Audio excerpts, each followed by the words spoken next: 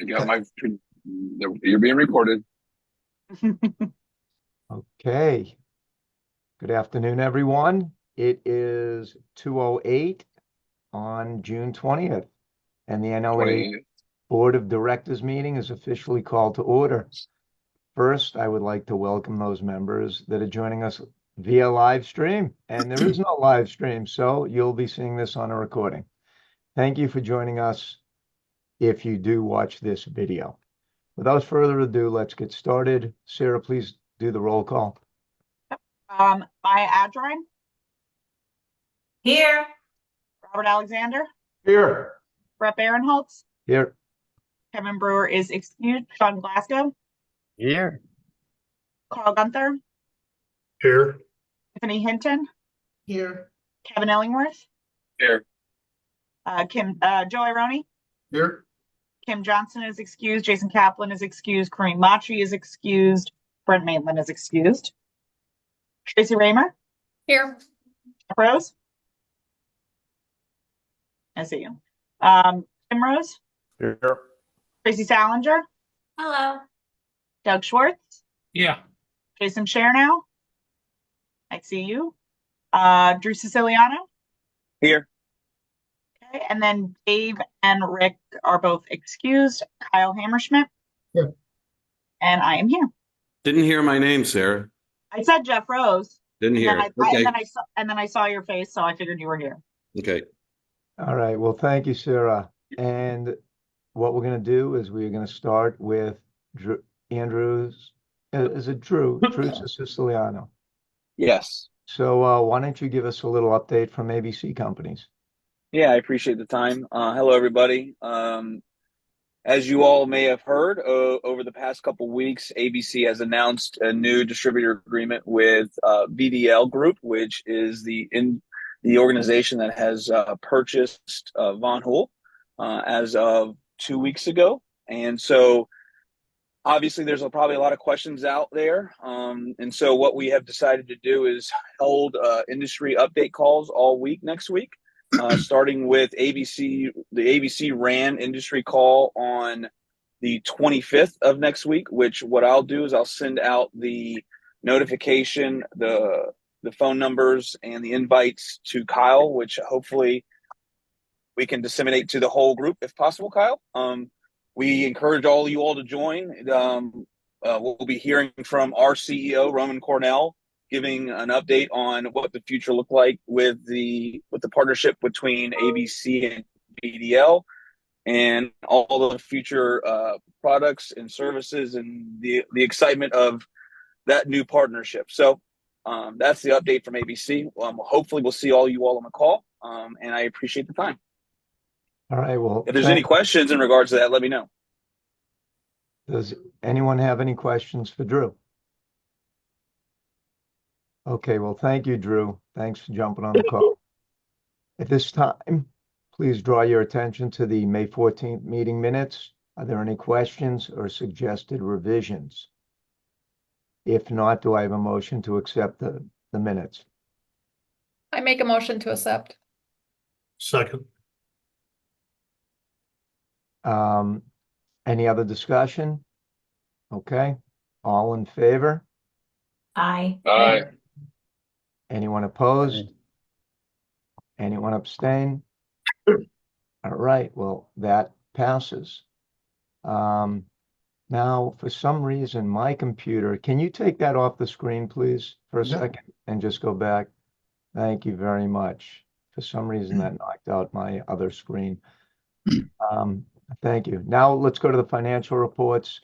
Rick is not on today, so Kyle is going to do the April 24th financials. I will do my best Rick Versace impression. Okay. As of April 30th, the analyzed total assets were $2,734,853.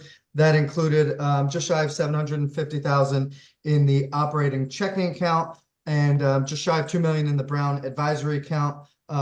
Just one note on that, we did make a transfer to the Brown advisory that looks like a ton of money in the operating checking account because it is. So we did make a transfer that you'll see in the May financials out of the operating checking and into the Brown advisory account.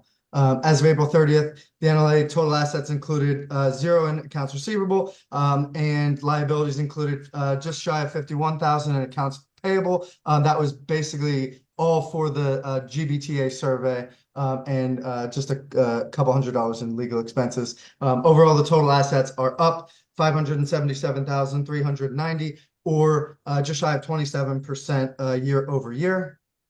For the 4-month period to date, the NLA reported total operating revenue of $1,124,346, and operating expenses of $480,886, resulting in a net operating gain of $643,460.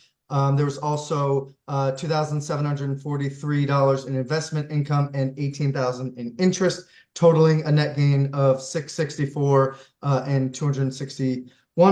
And this is a $344,269 increase in net income from this time last year. The Berkman Fund had $65,373 as of April 30th versus $45,125 last year. And the PAC Fund had $52,521 versus $37,805 this time last year, which is a great increase. Analysis of financial activity on the membership general side, dues were $465,504. So the gap has been closing for the last few months. So that's only 2% lower than they were through April of 23. And that can really be explained by the 1 to 5 car operator dues are slightly lower, and so and the association dues went from 800 to 250. So total revenue for on the membership side, 481,367, which is 7% lower than April 2023. All expenses are in line with or below anticipated, but they are, this is important to note, they are significantly higher than last year, 136,000, and that's primarily due to the PAC reception expenses in Las Vegas, the industry data set that we purchased, the GBTA survey that we partnered with, increased board reimbursements, additional staff, and legal expenses. And for the month of April, the profit was distributed for the Vegas show, and that was $617,627 to the NLA. All right. Thank you, Kyle, for reading that today. Do we have any other, well, do I have a motion to accept the April financial report? I'll make I'll a motion to motion. accept it. Okay. Do I have I'll a second it. I'll Thank second it. you. Is there any other discussion? You're doing Right. a terrible job, Brett. I gotta tell you, it's phenomenal. So good, great job. Anyway, all in favor? Aye. Aye. Anyone against? All right, that passes. The April 2024 financials are approved. Now, new business. We're joined today by Doug Stevenson, NLA's legal counsel, particularly as it relates to the several documents that we're going to review and hopefully approve. Doug, thank you for joining us. You're welcome. Pleasure. Go ahead. No, I should say it's my pleasure. Yeah, no, thank you. And it's great to have you on here because every time we go over bylaws and other policies, everyone wants to know, did an attorney check these over? Is this just something that our committee came up with without having legal counsel? And the answer is the committee went through this very meticulously. Yeah, I sat in on those calls, and thank you to that committee, Sean and Joe and Diane, everyone on that committee. It is so thought out, every line, every word, every sentence. And then we had Doug go through it too with them and on his own. And that's why we're here today. So we do not have time to go through these documents line by line. Everyone had time to read through these documents thoroughly and make any notes or proposed edits or note any questions. The first document we're going to review are the proposed revisions to the NLA bylaws. So I will pass it off to Sean and Joe. I think, Joe, are you going to be doing this? We didn't have a plan in place, but Kyle, do you have the summary of the changes that you can put up on screen? I have I have the same document that was sent to the board with all of the changes, Okay. which Well, I know, Brent, you didn't want to go through the entire thing. Did you want to just, did you want Well- to just quickly look at the changes and see if there were any questions? Yeah, we'll put them up there, and then, I mean, everyone had close to a week or 5 days to look at these, and if you have questions, let's go over them now. Because I mean, your committee went over it so thoroughly. I have no questions because I've been on the calls asking the questions already. But why don't we put it up and see if anyone has questions? Yeah, I think Yeah, that's, I would think we could scroll through, and if anybody comes across something that they read in the past, then we'd be more than happy to go over that for further detail. Mhm. And to everybody, so you know, I'm actually at another board meeting, so I will be as quiet as possible. That's why Joe's going to take over and do most of the talking if necessary. and just so everybody, hopefully you saw in the document, below a group or a set of changes, I put in there in red and in bold, you know, a very short either description of the change, or if it's just language cleanup, I just said language cleanup. So hopefully that was able to alleviate or answer any questions even beforehand. So yeah, I think let's go to the ones that had some actual changes and weren't just language cleanups, and give people an opportunity to ask questions if they have any. I had right there, if you could stop there. For supplier member, so we're taking out manufacturer, but supplier member. And that second paragraph where it says upfitters, coach builders, and livery networks. A livery network means a traditional and contractual booking to trip relationship. So is that where that belongs, or should that be more as an operator? What's an example of the livery network? I guess livery network would be kind of like a Black Lane or even an Uber. I don't know. I mean, Well, So would that be Yeah, more like an drivers. operator member? well, I think the definition that we had as operator member were those that actually were running cars, whether they were in-house cars or IOs. But, you know, somebody that's running all IOs could technically be classified the same way as a livery network, you know, in technical terms. So you're right about that. and we do have quite a few members that are just run an IO model. So they could be classified there too. Understand. So Yeah. Kyle, I'd like to add input. The terminology was already there. If I'm not Right. mistaken, we didn't really change it. It was there to begin Yeah. with, correct? correct, that's correct. And these are subtle changes. And what we really did was for this portion, they're mostly now they're categorized by dues amounts. So previously you had supplier and manufacturer member, and then the definition of those two, even though you have a whole separate category for supplier members versus manufacturer members. So now where it says number 3, that's supplier, describes supplier, and then number 4 is manufacturer, but it also lumps in coach builder, upfitter, and the livery networks, because all of those groups of companies pay the same dues amounts.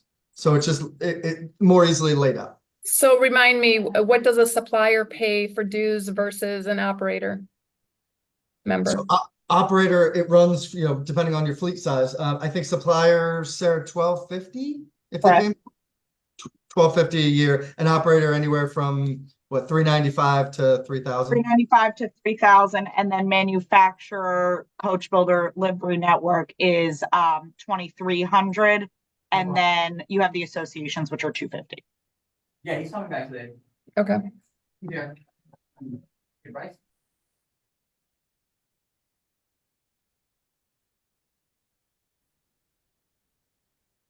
I'm just going to keep scrolling and somebody stop me when. Yeah, no, keep going. Yep.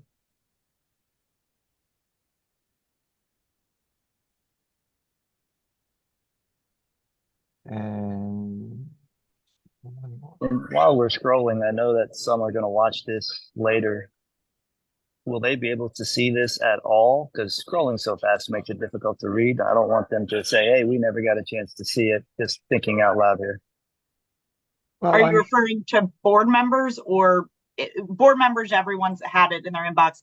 Members, I think the plan is to do what we've done in the past with proposed bylaws change, to do a live stream where Sean and Joe can go through what all of the changes are. They'll also be sent to the members ahead of when we open the vote for the bylaws change so they can review them as well. Yeah, the bylaws piece of this, Sean, is us saying we're happy with how it's written and, you know, with our legal representation. And this goes out to the members anyway, and then we can have that call with if people have questions. But Perfect. I just didn't want.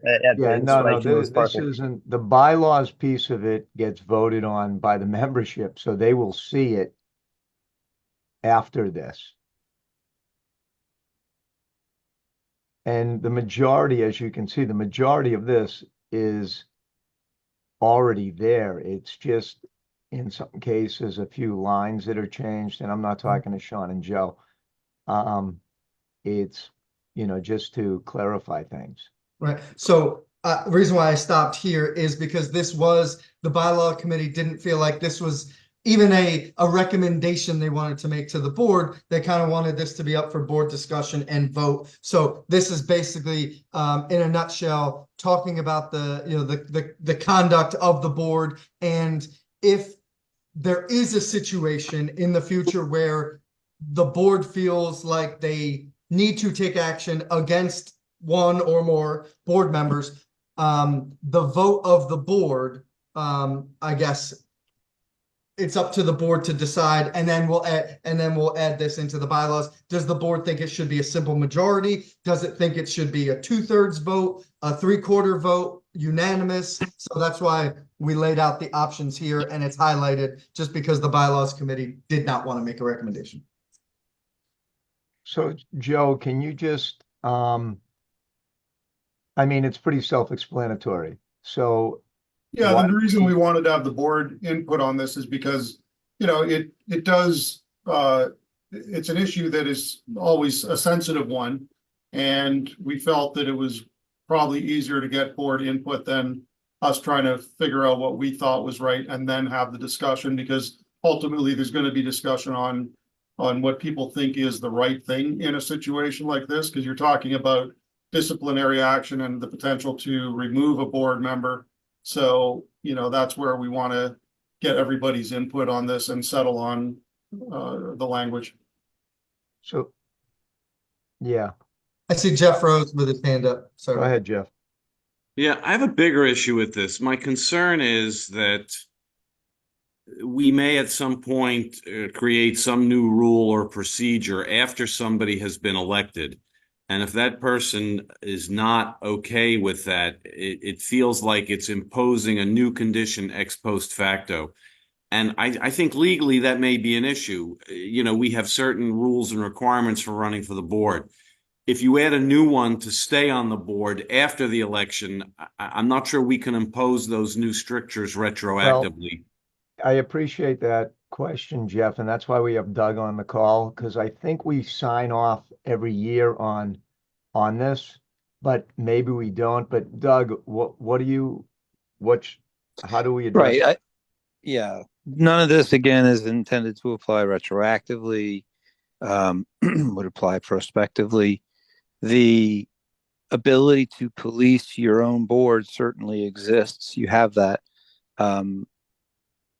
I don't have a concern about that. I think that anyone who gets elected to a position should be, you know, held to the code of conduct of the position.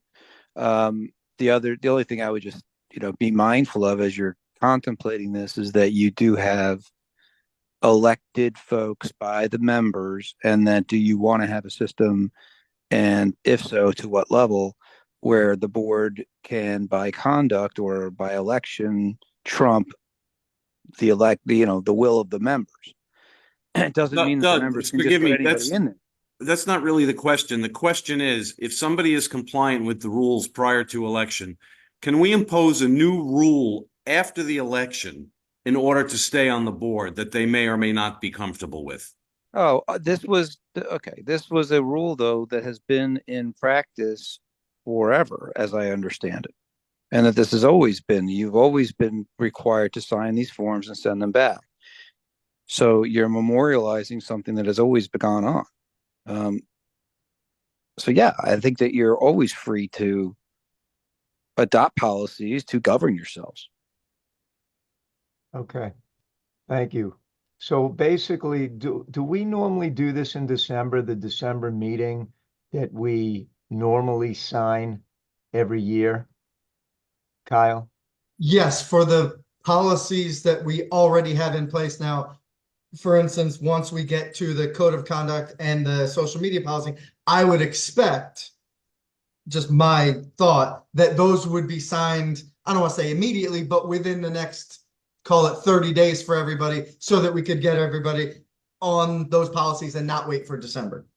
All right, because what happened is we got away from this at when I was first on the board. Every December meeting, you signed off again. Everyone signed off. But then because of COVID, we missed two of those December meetings, I think. So we didn't have it.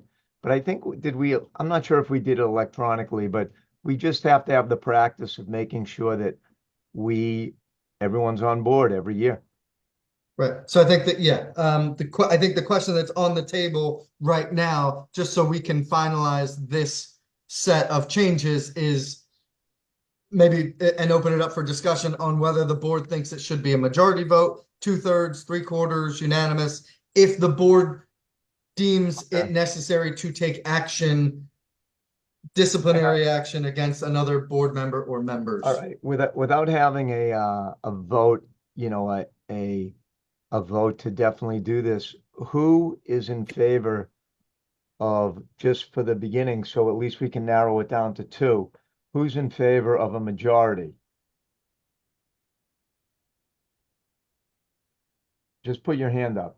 I've got Doug and I Tracy. can't see everybody. Want it electronically or just physically? It's like you have 4. Jason, Rose, Chernow, Schwartz, Raymer. All right, so is that 4 or 5? Okay, and who thinks 2/3? Sean, Robert, is your hand up? Rose, Hinton, Carl, Joe, is that your hand up for this vote, or is that your hand up in general? No, for the vote. All right. Tiffany. Just raise your hand. There we go. And All right, I've who's got Joe, Tiffany, Carl, Sean, Jeff Rose, and Robert. Was that you two?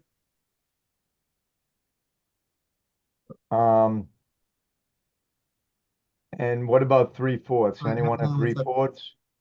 2/3. I'm calling that. Maya? Robert, were you voting for 2/3 or no? So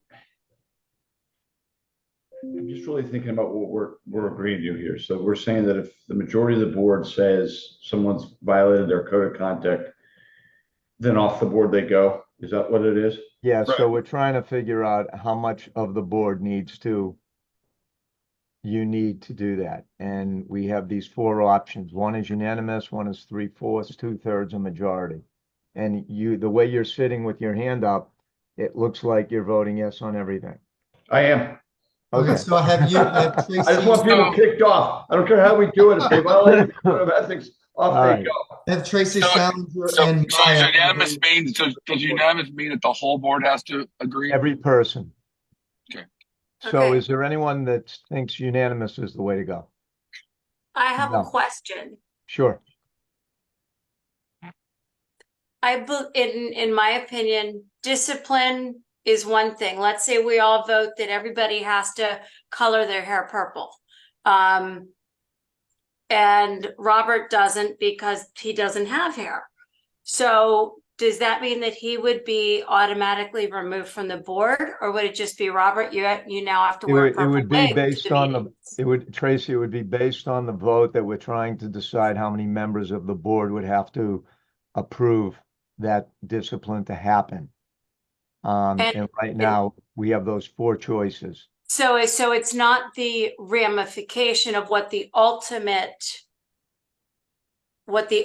discipline will be, but just to take action for some sort of discipline. Yeah, this Because is I feel that sometimes it's appropriate to say, hey, look, we're not on board here. We need to have a talk about this. No, I think this that can isn't be what one that thing. is. Okay. That's not what this bylaw is saying. This And is, this is one of those, this is in order to remove someone, is what you're saying.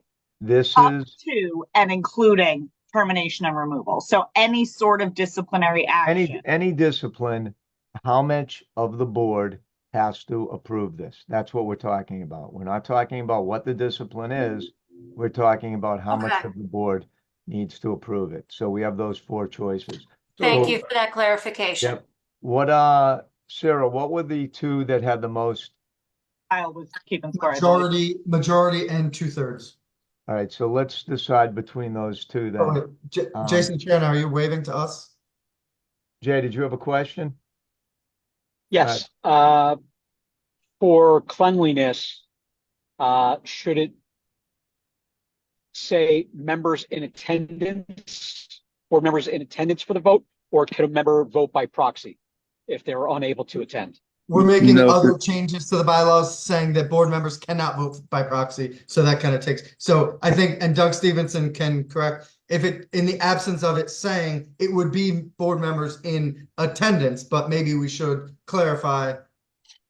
On Yeah, something I'm like this. just thinking about cleanliness with that. That's a good point, Jason. Yeah, the idea, as Kyle said, you'll see later that the proxy voting is prohibited, but we'll put in here language to clarify those present. Okay. Thank you, Doug. All right, so let's make a decision between majority and 2/3. All in favor of majority? What makes up a majority? It would be 10 to 8. One more than Well, him. it would be whatever the majority is if there's a quorum, Yeah. whatever the majority is.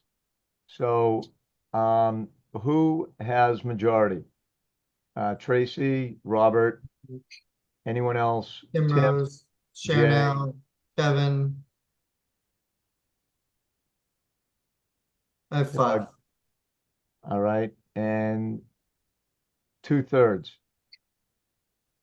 Carl, Tiffany, Tracy Salinger, Joe Ironi, Maya Adrine, Doug Schwartz. I have 6. Is that, and I'm not voting, so so we have there's 12 of us on this call, is that correct? Just double check. I mean, Doesn't even- can I make Did a we count comment? everybody? Maya, do you have a comment? I do. I think there needs to be some more discussion around this. I am so uncomfortable with majority. Well, hang on a second, let's see. Okay. 2/3 though, right? I'm well, There's 6 votes. by majority default, is yes.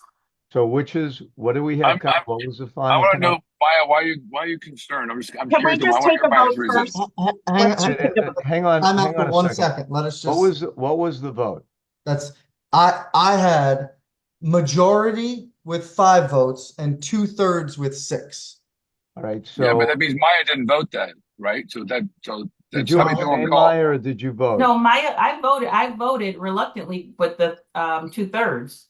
Okay.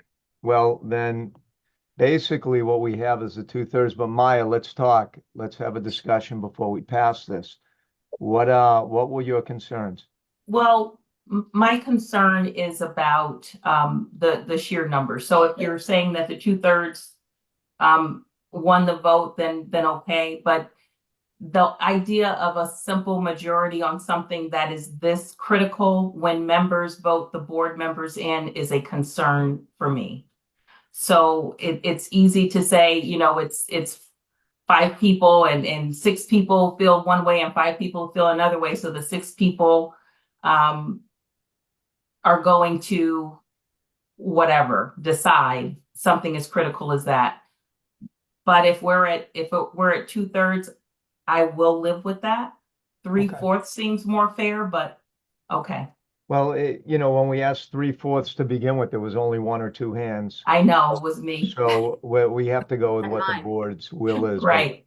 So, then what I'd like to do is I'd like to just have someone put a motion in. Well, actually, are we done with this piece of the bylaw doc? Robert has tried to say something twice. Robert, go ahead. Look at Tracy's comments too in the chat.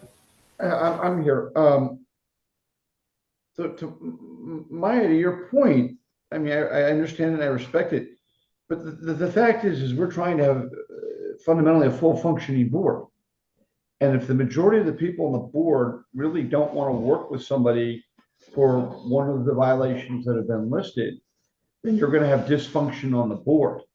And what you're also going to open yourself up, if we go with 2/3, is to conceivably the majority lobbying those extra couple people to sway them one way or the other. And I don't know that that would necessarily be healthy.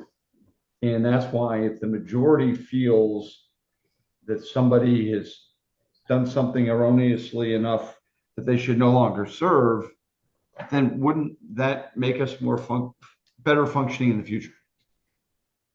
I'll leave it at that. I would agree with that if all of the seats were weighed the same. So we're in districts, and then we have the full country. So it's not as if I think about Congress, things are weighted based on population for the House and then by state for the Senate. So there is a bit of a fairness to the representation, but for the way that our districts are set up, I don't think it's a fair thing and it's a full representation unless we were all voted on by all members of the NLA instead of in districts. Then I would see it that way. I have a follow-up question because maybe I'm missing something here, and I will shoulder that. Isn't this about once someone's on the board and the behavior they exhibited? So at that point, where you're voted in from is not relevant. It's totally about your behavior once you're on the board. And I may have missed something. And if I did, then so be it. But if I didn't, then what area you're representing, it's more you're 100% a board member from being a board member, not from where you were elected from. Right. Code of conduct is one thing, and wanting to work with someone is something else. That's all. So I could be quite I could decide that I don't agree with a lot of things that are being done.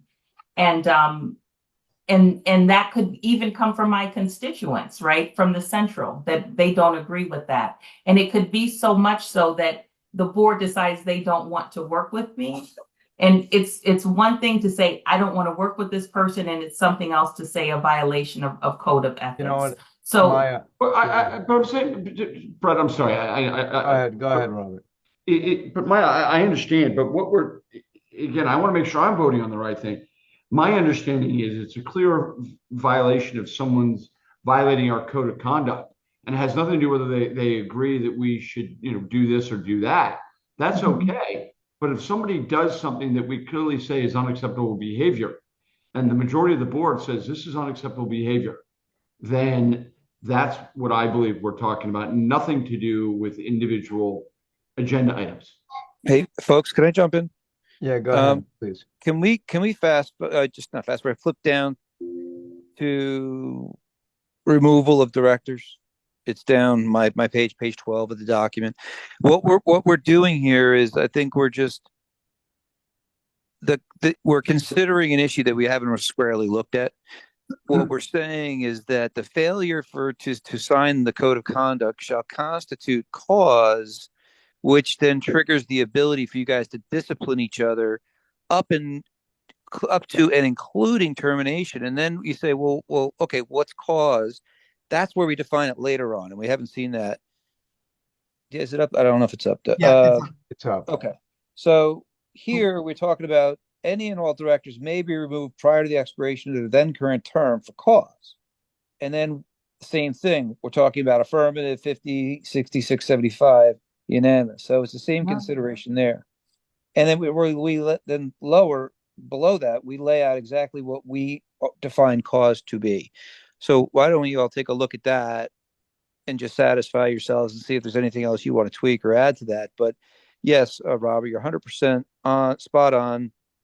And you're correct too, that it's not you can't just decide one day, hey, you know what? I no longer wish to work with you. I'm going to put you up on the block for a for cause vote to kick you out. No, you have to do something independent, and that is you haven't signed the code of conduct because we've just talked about that, or one of these things here.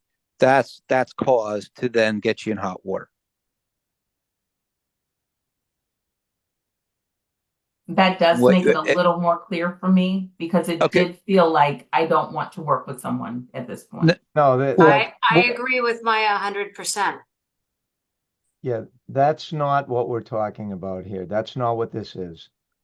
What we were just discussing, just to make it clear, you essentially decided, and we can go back and undo it if you'd like, but you guys decided that it takes a two-thirds vote to remove a director for cause. For cause, not because we don't like them. For cause. The causes are listed right there that we're going to get to. And then in that paragraph we just came from, you just agreed that it would be cause. Cause would include the failure to sign the form. Where was that? That's what we just looked at on the first page, or it sort of comes before the definition of cause that you're looking at now. So I think that may have been tripping us up, that we're getting into cause and we didn't really have a definition of cause. Right. So this is just saying all board members are required on an annual basis to sign the policies and procedures, all things code of conduct, social media policy. If somebody refuses to, the board could then constitute that as cause to potentially remove a board member. Right. We were getting a little. Right.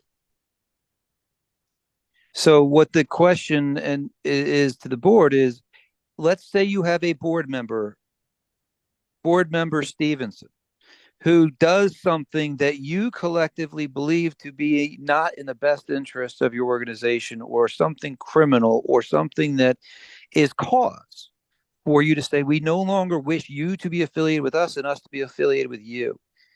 What vote do you wish to have amongst yourselves to sort of to pass that, to get that through? Realizing that it could be you in that position who could be the one who's being asked to go or not. And that's what I think you guys got to focus in on. Assuming you got cause made, now you're at the point you're voting somebody out. Is it unanimous? Is it 2/3, 3/4, or just a simple majority? And to Tracy's point in the chat, we should do a revote because I only counted 11 votes. I think, Sean, you may have been off camera or out. So we should do a revote. We should have 13 total votes, not including Brett, because there's 14 operators on, if everybody is still on. So it helps. I responded to the chat with 2/3. All right, so let's how do you count 2/3, by the way, when you have different numbers? 2/3. Define that for me. If it's under 67%, 66.6%, it doesn't pass. If it's that, what if it is exactly 2/3? I mean, I just don't understand why we wouldn't take majority. If majority of the board feels a certain way, well, why are we messing with 2/3? Because that's what it's the the bylaw gravity committee of came it. up with. Wait, which is what, Tracy? The gravity? What do you mean by that? Removing someone from a board, that is something that holds a lot of gravity. Okay, so with 18 board members, if everyone is in attendance, 18 board members, which is the difference, the majority or the 2/3? How many represent the 2/3? 12. That would be the 12. Mm-hmm. Versus 10. Or I'm sorry, 18 versus 10. 9. Yeah. 9. Right, so 2/3 is actually less No. than the majority. No. It's one more. It's one Majority more. would need to be 10 because if you had a It's one split, it more. would be 9 and 9. So Right. we have 10. Majority is 10, 2/3 is 12, Correct. if the full board is on. So That's right. 2/3 is more board members by 2. Yeah, so let's do this right now, Okay. though. I want to get some stuff clear. Let's have a vote one more time so we know what the numbers are, and if you change, it's fine, but let's just have it right now. If you feel the majority is what you want, please raise your hand. And raise your actual hand. Don't do the chat hand. All right. So I have Chernow, Raymer, Alexander, Tim Rose. Illingworth. Am I missing anybody that I did not call? We're gonna do Okay. majority, right? Put me back in. Majority. Yeah. You can't change it. I can change my mind All right, that's 6. after Okay, discussion. That's so 6. it's 6. Now, if 2/3, raise your hand if you're for 2/3. Carl, Tiffany, Maya, Jeff Rose, Joe Ironi, Sean. Who am I missing? There's got to be two people You that got didn't. Carl, right? I got Carl. So these are only two options, majority or These are the 2/3. 2 options right now. So who? Thirds. So Tracy. Tracy's 2/3. Okay. So what do we have? That's 7. Okay, now we're So good. that's- That's 15. Brett It's doesn't 7, vote. 6 for 2/3. 6 for majority, 7 for 2/3. Brett doesn't vote, so that's 14. All right, so we will go with the 2/3 now. Okay, what is next, Joe? Is that the end of that document for the bylaws, No, or is there one more? but I mean, I think that was the main Yeah. voting. Well, okay, so we're past that now. It's 2/3. What is the next one? Can you bring it up? Yep. Right there. So that's the language.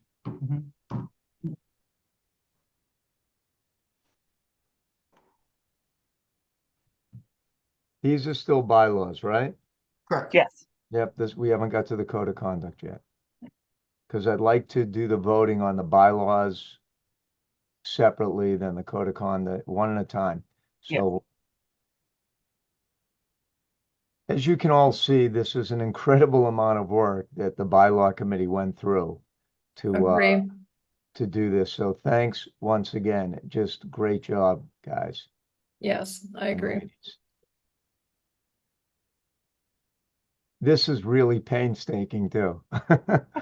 It's a committee that is very difficult to to be on, to go through this. All right. Any other questions on the other ones? And then the annual budget, yeah.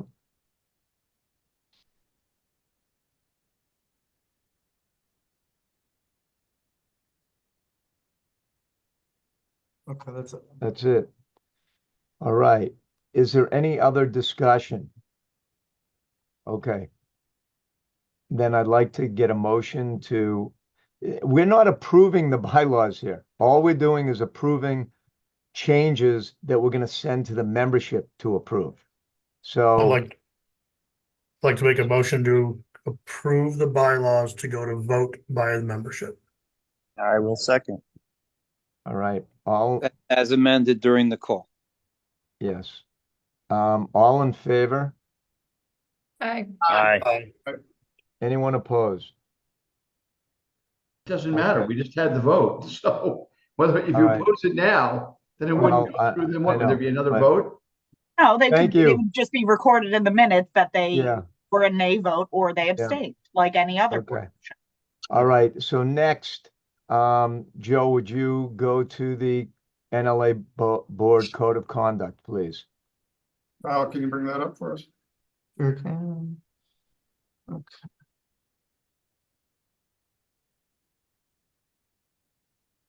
Now, this in its entirety is basically a brand new document for all of us. The next two This is documents new, are and this was sent out 5 days ago, so hopefully if you have questions, you wrote them down, but this is a really great piece. So without, reading through it and, since we did provide it in advance, I think it's best just to ask if anybody has any concerns or questions or even suggestions that they would want to see added to this.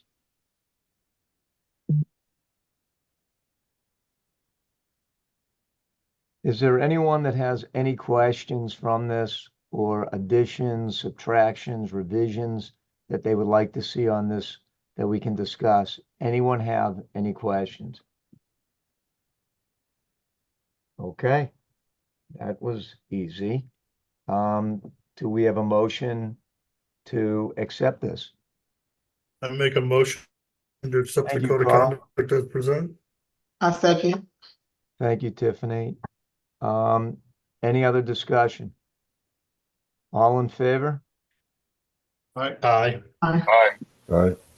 Anyone opposed? Does anyone abstain? All right, well, that passes. Thank you. Joe, And would you? just a real quick note on this, now that it's been approved by the board, what I'll probably do is turn this into an electronic document and I'll send it to all of the board members so you can sign it electronically and it'll send you a copy. I'll do that as soon as I can. All right, thank you. Yep. Now, Joe, would you please go over the social media policy? So, again, this is a brand new document that we came up with. And we'll just ask for any questions or suggestions. Once again, since you all have it in advance.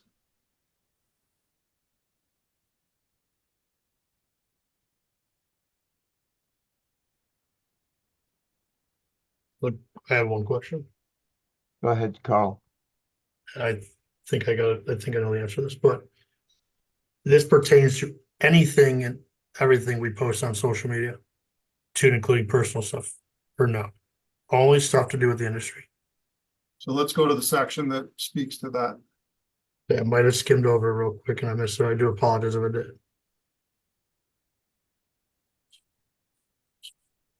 did. Paragraph 2. Whether personal or professional. And then down below on transparency, C1 before C1 bullet point 1. Clearly distinguish personal opinions from official opinions of the NLA when expressing views on social media platforms. The goal here is not to mute you or to tell you don't have a First Amendment right, but you have to be mindful that you are now elected to a position of authority and you know, you're on this organization, you represent the NLA, and you know, we have an interest in making sure that, you know, what you're doing outside is not, you know, going to taint or you know, be in any way harmful to the organization. So just be mindful, and if you know, say there's something in your personal opinion and this has nothing to do with any in your role, you know, just be mindful and just be smart. Any other questions? Okay. Do I have a motion on this social media policy?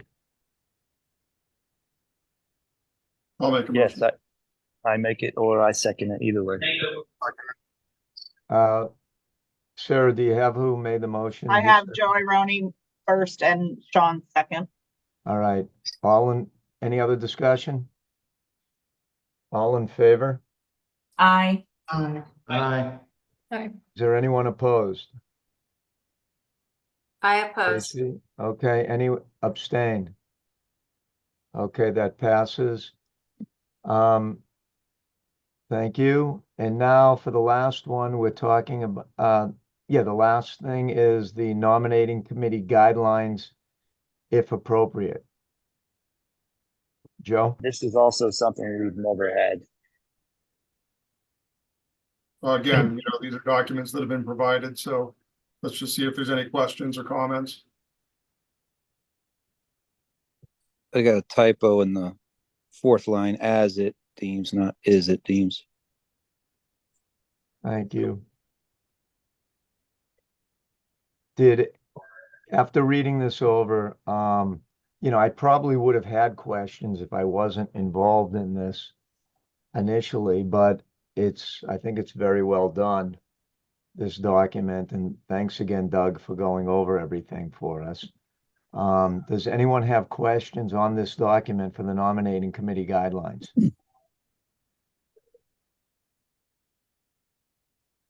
Okay. I just wanted to say partially that the document was created so those who are wanting to run have a more clear, defined path on how to make that happen. It never really was defined for them. as Yep. well as when they get to this position, that there is a real board looking at it and not just, oh, you want to run? Okay, great. Put your name on the paper and now you can run. We definitely are going to start doing our homework to make sure that you are who you say you are and you have the right qualifications to actually be and run for the board. This is something Okay. we've never had before, and we want to protect the NLA for that respect. All right. It was a great idea. Thank you. All right. Any other discussion? All right. Do we have a motion? Make a motion to accept the guidelines as presented. Thank you, Carl. Second. I'll second. Any other discussion? All in favor? Aye. Aye. Aye. Aye. Jeff Rose, is your hand up or is your hand not up? It is up. Okay, couldn't see it. Anyone oppose? Any abstain? Okay, that passes. Thank you. And thank you so much, Sean and Joe and everyone on this committee. They've been working on this for 6 months. So hard, over every, looking at every word. I'm blown away every time we would have something that we thought was good. Someone would say, well, that word changes what it means. And then thanks again, Doug, for helping out and going over this to make sure everything was clear. So My thank pleasure. you. Really appreciate it. This was painstaking and well worth clarifying and going through everything. So we feel that everything in the bylaws, and now we have a code of conduct, social media policy, and the nominating committee guidelines. It's something that was a long time coming, and thank you for doing this. And Brett, Awesome. just one more point for the entire board, in case you don't know, that these policies aren't designed where the membership has to vote for any changes. So if we've done something or we need to change something, it's just a board vote to get something changed. Yeah. Might not be a perfect document, but it can evolve and change as the world changes. It will, and things will come up where we add, subtract, revise. And that's why your committee will stay on top of this. And, people will have different suggestions. It might be great suggestions that we add or deduct. So anyway, thanks again. Thank you. Now, let's see. We're going to have a couple committee updates. We knew this was going to take a long time. And so the only two committees that we're going to update today, because they had events that have happened since our last meeting, are the legislative, Jeff Rose, because we had Day on the Hill, even though we met, and then we had Day on the Hill, which was incredible, the best, biggest, greatest ever. And I'd like to take credit for having New York stop congestion pricing for the time being. I think it was because of NLA solely. So thank you. But Jeff, why don't you take it from here? Brett, can I just jump in? Am I free to go? Should I try? Yes. Yes. Okay. So, bye-bye. Hey, Thank Doug, you. thanks again. Bye now. Bye-bye. You're welcome all. I wouldn't say the congestion pricing was forestalled solely because of the NLA and our lobbying. But no, I wouldn't, because it's hard to defend that kind of statement. And I want Jeff, I'm just kidding, of course. Oh, okay. But it was very interesting because, as it turns out, and I don't know, I tend to put stuff up sometimes on the haters page, Uncensored, because a lot of folks have said, oh, our lobbying is garbage. Well, it's not. Again, we don't go in and ask for a favor. What happened this year was members who were visiting the New York delegation made it clear to everybody who's running for office in New York that congestion pricing was a very bad issue for the Democrats who run the state and the city. The Democrats are really feel critical about flipping some upstate New York votes, which, while New York City is very blue, the upstate New York races actually turned red. And that was the difference. And that's why the Republicans hold the House of Representatives. So basically, we weren't even asking for favors. We were just letting them know that this is a very bad issue. And if you keep this on the agenda, it's going to hurt Democrats who are running for Congress in upstate New York. So Hakeem Jeffries, who's a New York congressman and the minority leader, went to Kathy Hochul and said, you got to ditch this. Even Rob Serwin acknowledged that he saw the benefits of our lobbying because this was from a piece in Crain's magazine. Of course, 3 days later, he turned around and said, well, I guess you guys shouldn't be taking any credit for this because apparently he wasn't getting enough clicks when he said, oh, yeah, I see what you're talking about now. So it was very successful. I mean, we can talk about the numbers of people who attended, record setting. We can talk about the numbers of states represented. But now we have another example that we can point to that speaks to the effectiveness of lobbying. You know, we went there, we told them this is a losing issue. It's going to cost you seats. And sure enough, you know, days before this thing was supposed to go into effect, it's gone. So anybody who tells you that lobbying isn't effective, we don't get everything we ask for, but our involvement in the political arena is critical. So as far as Day on the Hill and as far as the fundraiser for Jeanne Shaheen, it's over. Let's stop patting ourselves on the back. Now we have to start talking about raising more money for the PAC and being involved in legislative affairs. The past is over. You know, we celebrated for one day. Now we've got to start raising money for the PAC. And, you know, we have our various legislative agendas to go forward. But the next one is almost a year away. So, like I said, it's over. Time to move on to the next one. All right. Well, Jeff, thank you. And you know, you and Matt and the whole committee did an incredible job. And you're downplaying what you did, but we did set a record for people that attended, for meetings that we had, and for the amount of money that we raised for Jeanne Shaheen, which it might not seem like a lot, but I think it was, Jeff, what was the number, 30 something? I think it was about 32, 33, and there may have been one or two drips or drabs that came in. Our commitment was 25. And that, you know, according to Jeff, it is impactful. It you know, it just shows that we have some relevance and we're good people to, you know, to take an interest in and listen to. And word is getting out there. I was actually invited to a $0 event with John Thune, who is likely going to be the next majority leader. I've been wavering back and forth about asking for a check for him, but in consultation with Louis, we're going to hold off a little bit. But the word is getting out there. You know, we're starting to get invited to things that don't even require money because they know that we have money to back it up. Well, so just once again, thank you. You and Matt really crushed it. So that was pretty awesome. Now I want to move on to show education and if you're going to talk about the fundraiser as well, please don't forget Maya.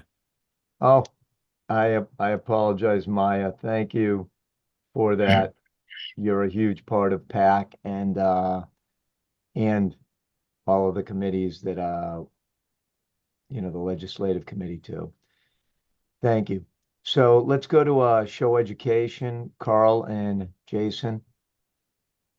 Thanks, Brett. So as you guys all know, we did just finish up the CDNLA Executive Retreat in Miami at the Fontainebleau, which was a huge success. If you missed out on that event, you should have FOMO.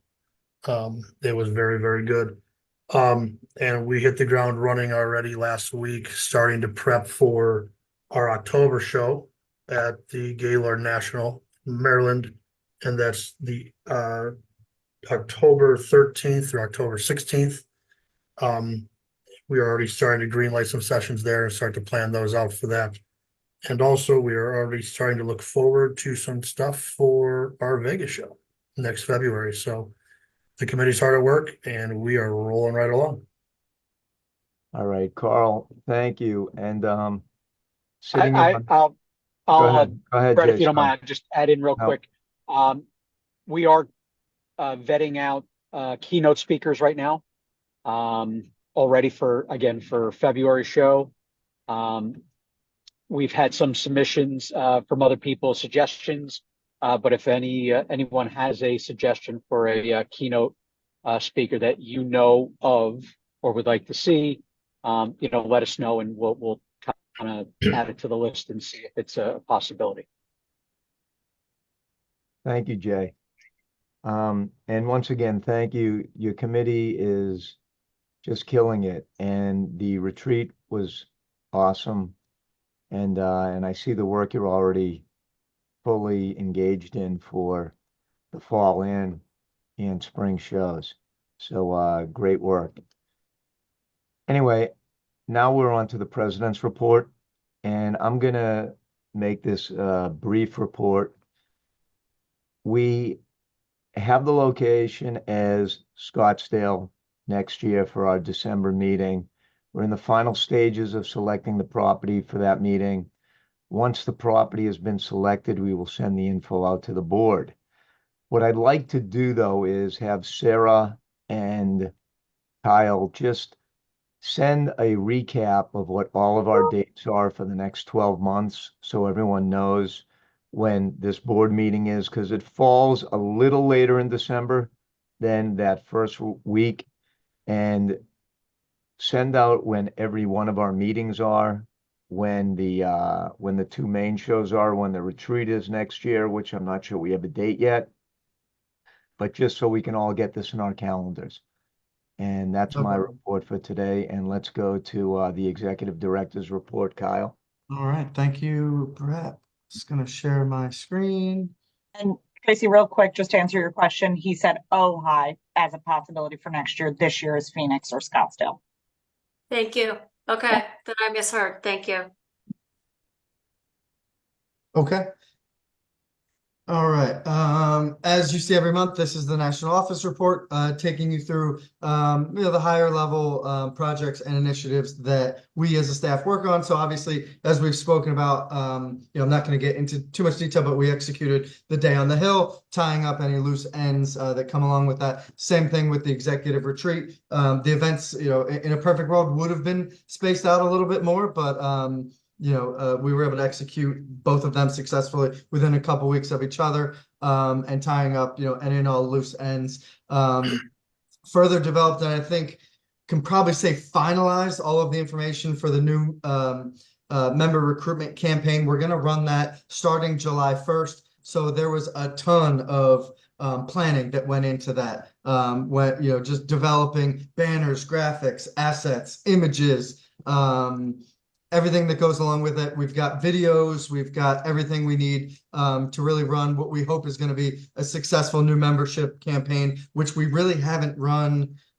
in years and years and years. So, the goal is to just about double the amount of new members that we got last year, just by, organically throughout those 2 months.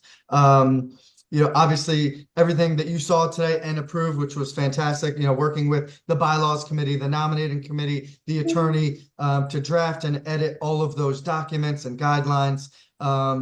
We didn't talk about it, but just yesterday, we planned and executed the Mastering Large Group Bookings webinar. I think, in my opinion, it was the best webinar that we've hosted that I've seen. I thought it was fantastic, start to finish. We had 80 or 90 people on. Everybody was engaged, asking questions. I thought the panel did a phenomenal job. So great job to the Women's Leadership Council on that. Rebuilding more pages of the website. Hopefully, if you've been on there recently, you see all of the new banners and graphics, and just the way it's laid out. It's looking so much better than it did before. Still have some work to do yet, but we're pleased with the progress so far. As Brett said, researching and evaluating options for the December meeting, and then continuing fall show planning, which is really going to kick into high gear. Basically starting now, really through October. And then, over the course of the next month, obviously, tying up the loose ends with the retreat, we're going to start the full income and expense audit, which is not the most fun thing to do, but it's necessary, and ensures that the NLA gets to the penny exactly what, what we deserve for those events. Continuing updating the website, fully running the new membership recruitment campaign. We have a new member mixer coming up next week. And we're doing a safe driver course in conjunction with PAX training in early July. So that's most of our projects and initiatives. And I will turn it over to Sarah for the membership report. Okay, so as of right now, or as of the end of last week, we have 1,242 active members, which is a 6% increase from last year. We are getting into that quieter time for renewals.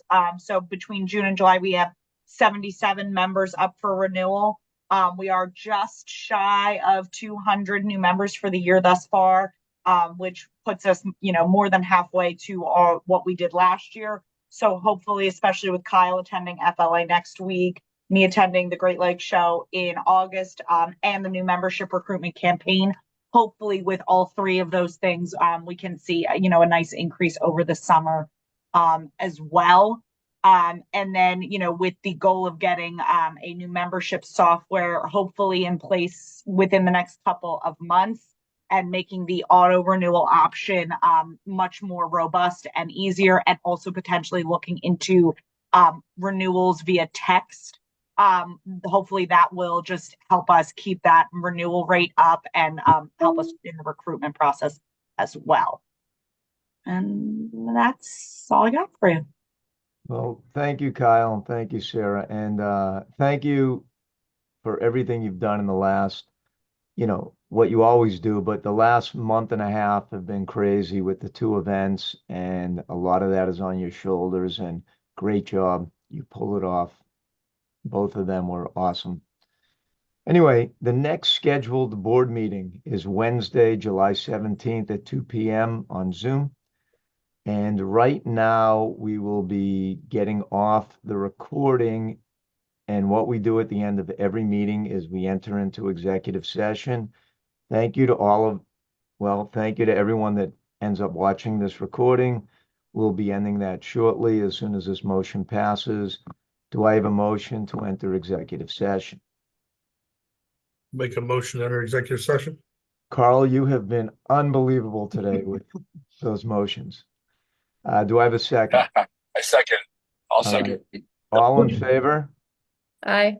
Anyone opposed? All right, the motion is passed. We're going to go into executive session. Thank you for watching our meeting, the NLA board meeting for June, and we are moving into executive session. Thanks again. Kyle, are you stopping?